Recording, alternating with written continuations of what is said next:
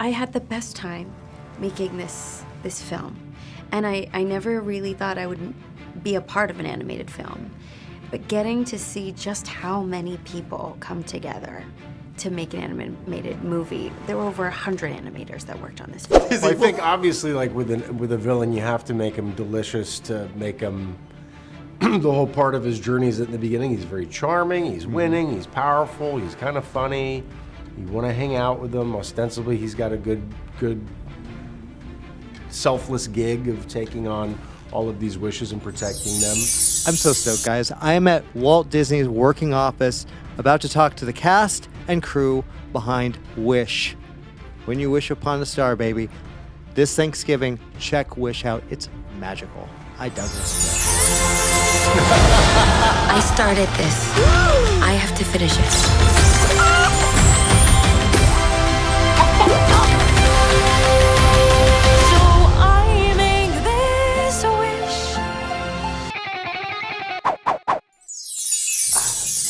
Years of Disney princesses, you took this on.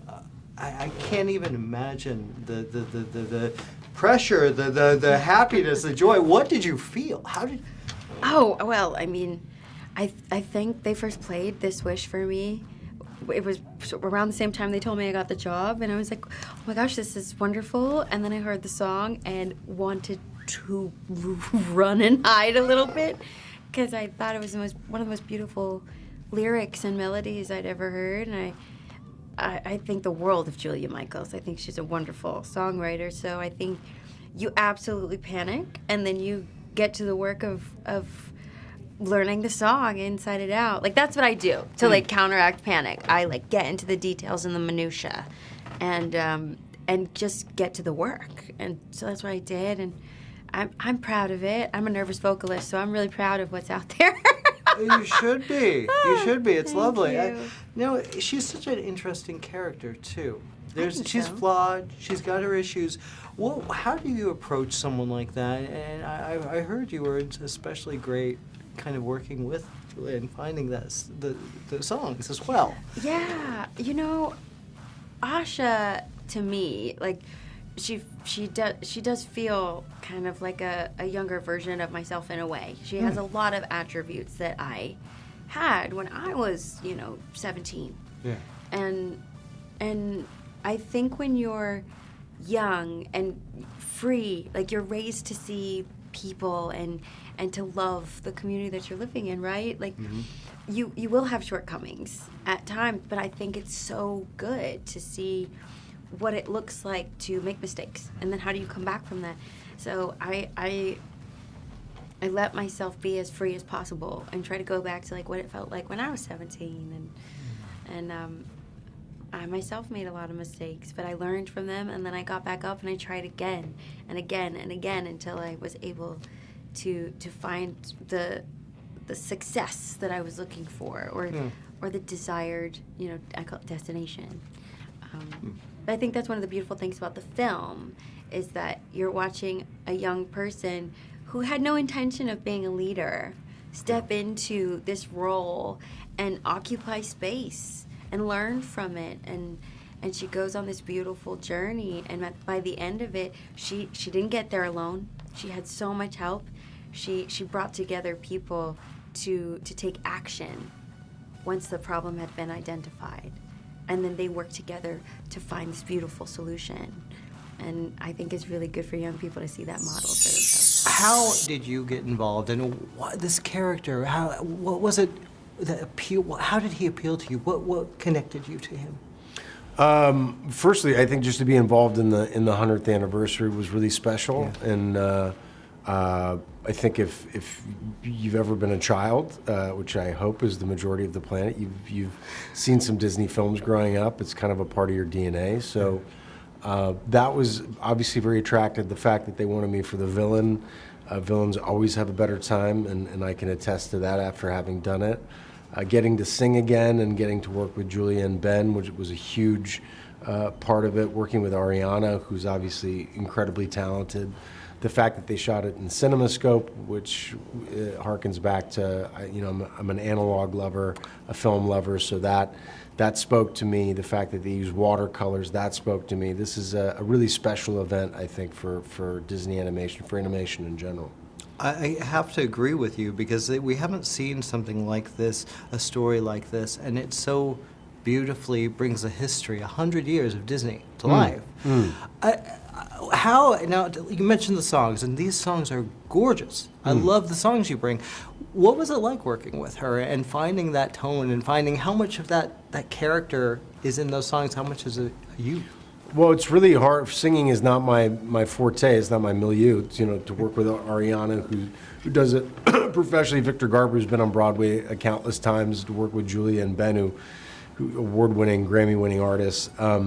I took it as a really great challenge. Like I was learning. I had to learn how to do it. I got to work with some great craftspeople in that regard. And acting, or just like my day job, it's you get to that place where you learn the words and you learn the rhythm of it. You learn the musicality of it, and it's that place right a step beyond it where you can throw it away and actually live the part where the fun comes. So that discovering that part after kind of a long journey was great. Talk about working with directors and Fawn. Oh, Chris and Fawn are, well, they're an unlikely dynamic duo, right? I think you meet them and you're like, and then it makes sense. And you're like, yes, okay, we're in this.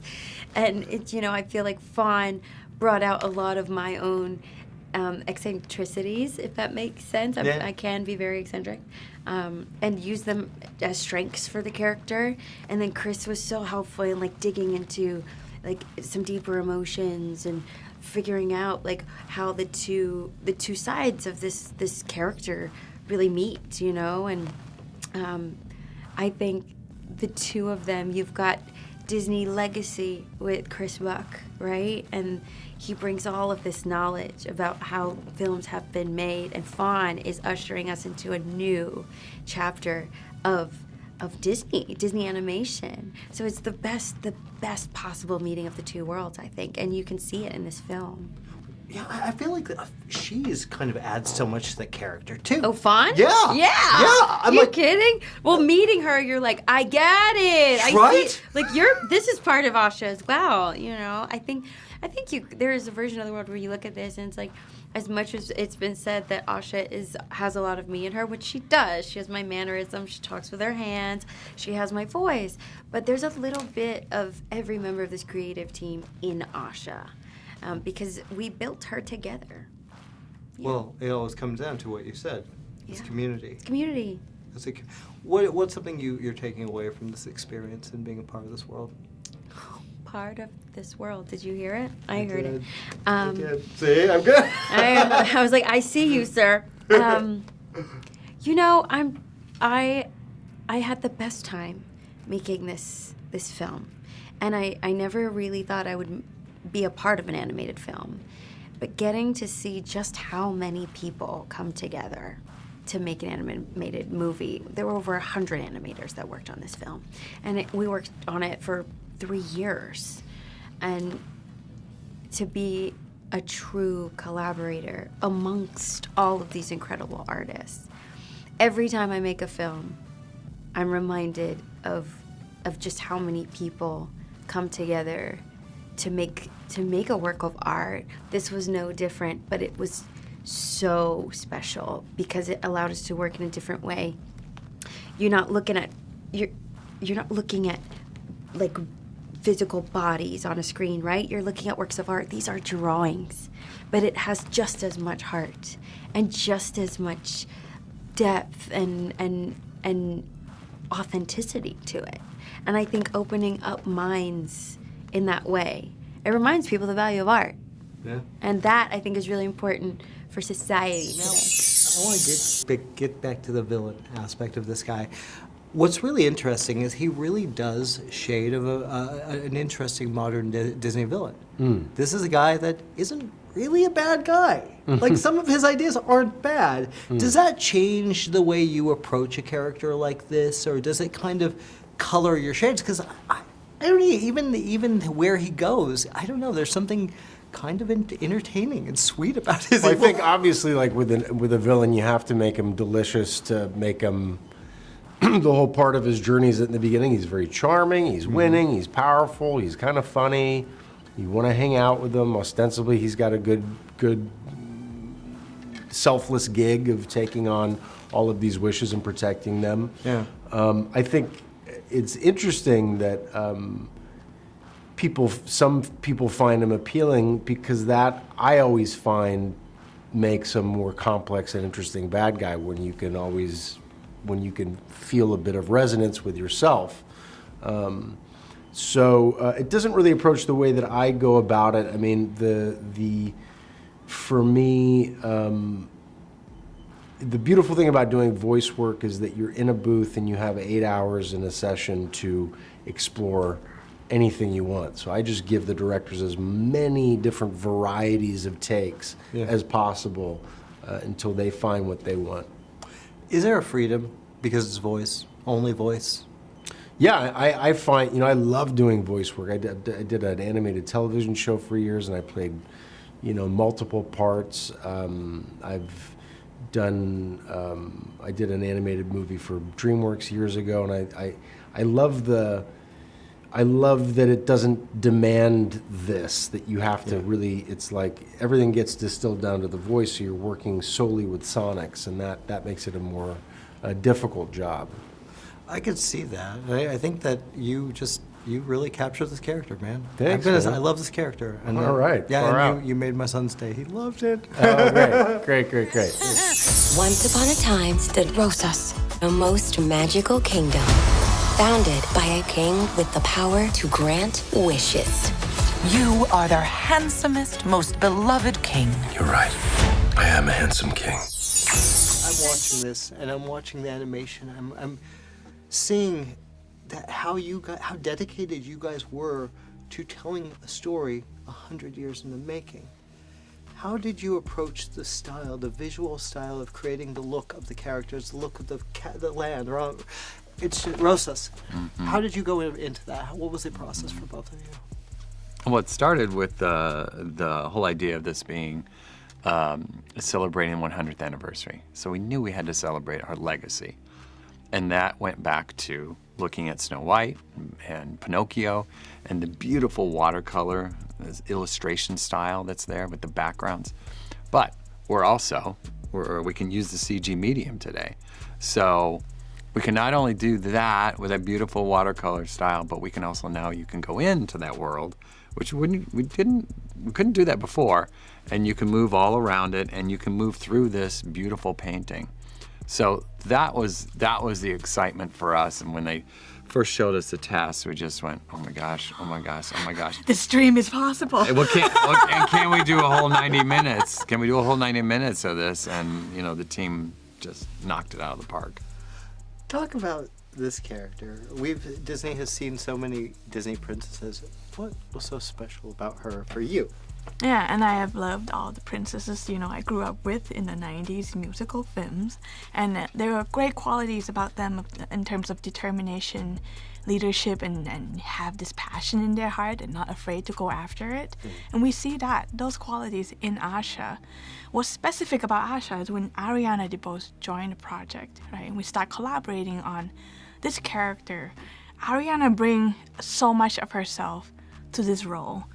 Joyous energy wherever she is, and I love hearing her talk about this character in terms of starting off Asha as a regular young woman, everyone we can see ourselves in, who go through this incredible journey, going up against the king, doing things that she didn't know she could do.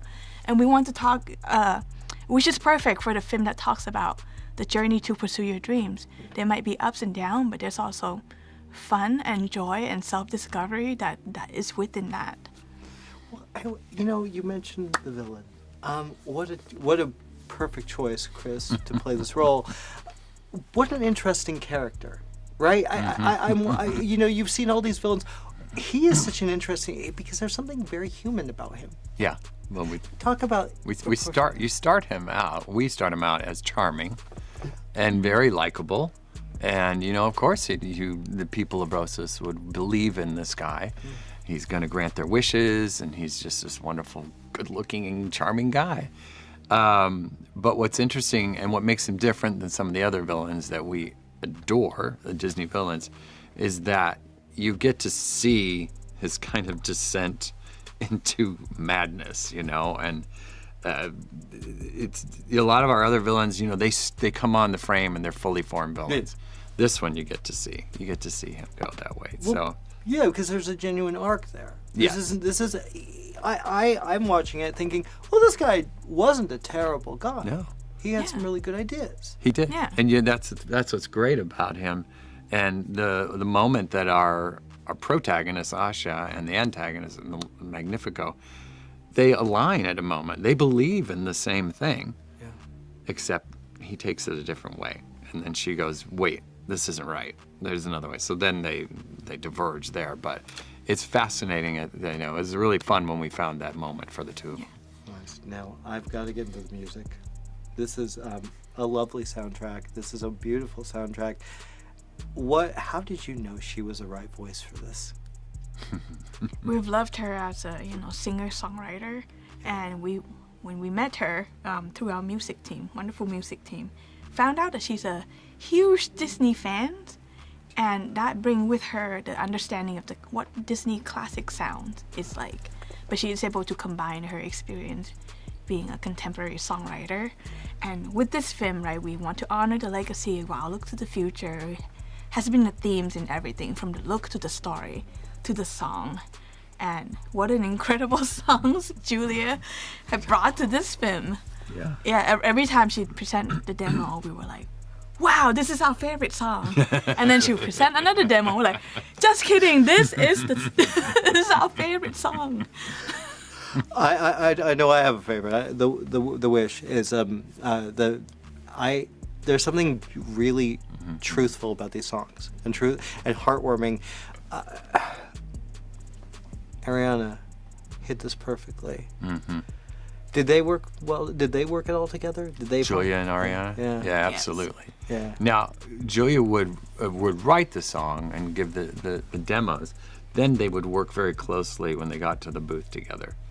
And, you know, and Julia would do demos. Julia had certain inflections, her voice, that Ariana would, she would make it her own, you know, but they worked so beautifully together. And of course there were several songs that they did together. So they were a great team. It's always fun to watch them work. Now, of course, I don't want to spoil anything because this is a movie you need to see a few times because there's a lot of cameos here.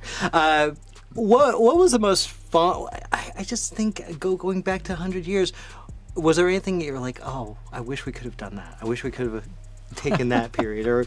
But there's a lot of references here. Yeah. You know, there's a moment at the end after the credit. If you've seen the film, right? I did. Yeah, we're not going to say what it is. No. So that's a wonderful moment that we have been trying. Like, that was one thing that we know we want to get into this movie somehow. Mm-hmm. And it was in and out. We didn't seem to quite find the right moment for it. And at some point has like lost hope. Like, maybe this is not happening. And pretty late in the process. Very late. That it kind of resurfaced and got all of us talking again. Yeah. Got everyone excited. And we're like, we finally found a perfect place for it now, and it's here. Well, guys, thank you for making this movie. It means a lot to me. I loved it. Oh, thank you. Thank you so much. Last night, I made a wish on a star. And the star answered. 100 years of Disney. How did you know this was the right story to tell, and that Vaughn, Chris, were the right people to bring it to life? Mm-hmm. Starting with you, I guess. Well, as far as Chris and Fawn, that was natural. Chris very early on was approached by Jennifer Lee, who had just become our chief creative officer, and because they realized that 2023 was coming and that it celebrated the 100th anniversary. How do we know it was the right story? We didn't when we started, but that was the task, the goal. And a lot of it was really knowing that we wanted to make an original story with original characters and songs. That was an important part of it because we wanted the movie to stand on its own. But how do we imbue it with everything that makes Disney animation so great? So it started with, exactly what is that? And words like hope and dreams and wishes, came about. And so it very quickly, we realized this had to be a movie about wishing, and then it was building the story that would evoke all of the emotions that we needed to evoke. What about you? What did this movie mean for you personally? Well, I mean, for me personally, it's a dream come true. You know, I think we like to say, and I was when Jen's like, we're making a movie that celebrates 100. I was like, please include me, you know? And I feel like that was a sentiment a lot of us felt, you know? It was very easy to get people to work on this movie because we're all Disney fans in our own right, and we really wanted to create this love letter to the studio. Well, you certainly did. I mean, look, when you think of Disney, you think When You Wish Upon a Star. Yeah. Almost always. The simple idea of a wish. I want to talk a little bit about the casting.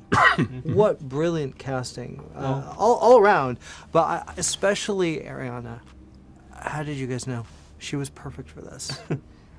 Well, Ariana, you know, I mean, when we were finding the point of view of, like, what character is going to be wishing on the star, we wanted this character to be very relatable and someone that we could somehow see ourselves reflected in. So we wanted someone very grounded, which Ariana happens to be. You know, and she is extremely charismatic, she's approachable, she's just so energetic and cool. And then as we continue to discover the character, Jen and Allison, they were writing to Ariana's voice. And also, you know, the other person is Julia Michaels. When she wrote that song, This Wish, they were finding the voice of Asha. So all of these amazing women, including Fawn, really created a very masterful, iconic character that I hope becomes a role model for many people. Well, actually, I'm glad you brought that up because I've been thinking about the kinds of princesses we've seen in these films. Asha kind of represents I feel like it was started with Frozen, maybe even with Tangled. We've seen kind of a growth in the Disney princess. What does that mean for you guys, and how do you see this in the future of bringing these relatable characters to young children? And I think that's the most important key. Is we want the audience to see themselves in the character. We want to feel that they are original and unique. You know, Asha is not royal, so she is very much like all of us, but she has this energy and this spark, and you know, she can be silly and goofy, but she can also be quite profound and cares deeply about others. Her wish is selfless, and I think that's very welcome in the world right now. Yeah, no, actually, that's beautiful. That's beautiful. Chris Pine. Yes. What a fun, what a joy he was. Yeah. How did you know he was the right one for the role? He could carry the tunes. I'm gonna start with you on this one. Well, I mean, you know, Magnifico was a very challenging character to figure out because we definitely wanted the return of the Disney villain, but what does that look like today? You know, so, and also the story required someone that was very charismatic and lovable because you had to entrust your wish in this person, you know? So, and then we also knew that he needed to show his true colors at some point and go to that scary space. And we also knew that he needed to sing. So, we were like figuring it out, and when we heard Chris's voice put to picture, we're like, oh my God. It cannot be anyone else. It was obvious to us even before we reached out to him. Yeah. Really? Yeah. Wow. And we knew he could sing. Exactly. Because we had heard him in Into the Woods, and he has a duet with Barbara Streisand. And like, oh, this guy has, you know, this like beautiful tone. Yeah, and the songs are so fitting. You talked working with her and bringing her voice. What was so special about her that, because this is fairly new. I feel like the music for this is a little different. It's a little hip. It's a little, I don't know, there's something about it. Julia Michaels, and she wrote obviously with Ben Rice as well, but Julia was the perfect fit for this movie. First, she's used to collaborating on songs, and collaboration is a big part of what we do. She loved Disney musicals from the time she was very, very young. She knows them all. She sings them all. But she also has sort of her own contemporary flair. So again, it was the perfect marriage, homage to what makes great Disney musicals, but with a part of it that pushes us into the future. Nice. No, I have to say, this is for me, it's such a beautiful film. I love Frozen. I love Tangled. Do you feel that there's more to the story? Is this a one-off? Do you feel that this is this is it. This is 100 years. We don't need a wish 2, or are you just happy with where you're Look, at? I think we've worked so hard on this movie. We're just glad we're at the point where the movie's about to go out into the world. We want to see the world embrace it, and we want to just relish in that moment. We have a long tour ahead of us, and then we'll take a little break, and we'll figure out what's next after that. Yeah, but this is a lovely film, and I think thank you. You mentioned the community. How important was that? Was that always there? If you went to the premiere, you could feel the audience engage in the film. Yes. You could feel that the laughter built on itself because you were experiencing it as a group. You saw the beautiful up on the big screen. All of those things we've been missing for a long time. I think this is an experience people need to bring their friends, bring their family, feel it with a community again. We've been isolated for far too long. Yeah. You know what's funny about the word community is the community is a big part of the movie too. Is. Like if you watch the climax, I think it's such a powerful moment to watch together and to be transported. So we definitely made this movie to be seen up on the big screen. You're not going to see it anywhere else for quite some time. Yeah, good. It's lovely. It's really lovely. Thank you. Thank you for making it. Thank you. Bye-bye. Bye-bye.